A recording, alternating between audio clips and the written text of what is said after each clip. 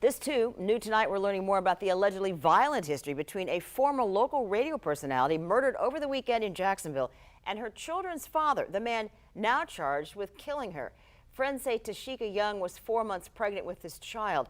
An officer wrote a report in May last year for felony domestic battery involving both Young and her children's father, Bursey Armstrong. Each is named as a victim and a suspect, but nobody was arrested.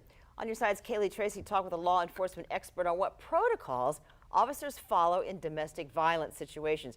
And she joins us live now in the newsroom. Kaylee?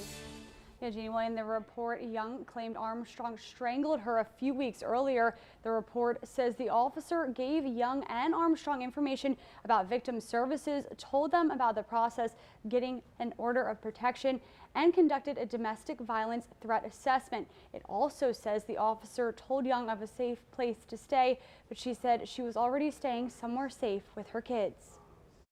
So many of us that knew what was going on tried to save her. Several of Tasheka Young's friends, like Felicia Thompson, say they knew of her children's father, Bursey Armstrong's history of abuse. Officers charged Armstrong with second-degree murder in Young's death over the weekend and mentioned a report for felony domestic battery last year in Bursey's arrest warrant. According to that report from May of 2021, Armstrong told the officer Young broke into his home and took jewelry. Armstrong said Young lived there but hadn't stayed there for 30 days. The report says the officer told him she had legal access to the home until she was permanently moved out. Armstrong claimed Young threatened him with a knife 2 weeks before this incident, something Young denied to the officer when they met at a substation. The report says a few weeks earlier, Armstrong hit her in the head with a shoebox and made her ear bleed, choked her until she couldn't breathe while she tried to sleep, slapped and strangled her. She showed the officer pictures of her neck with several scratches, the report says. Armstrong denied abusing Young to the officer. I think the officer did a good job in documenting, memorializing what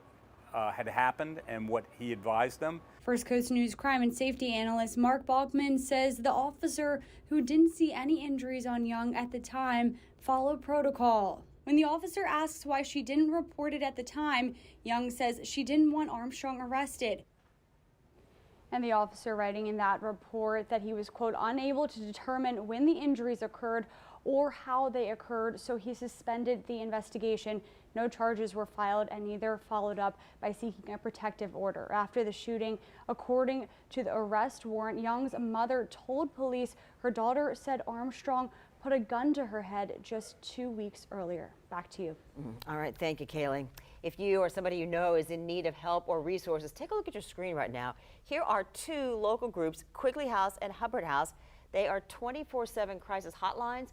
The National Domestic Violence Hotline is 800-799-7233. They know how to help you.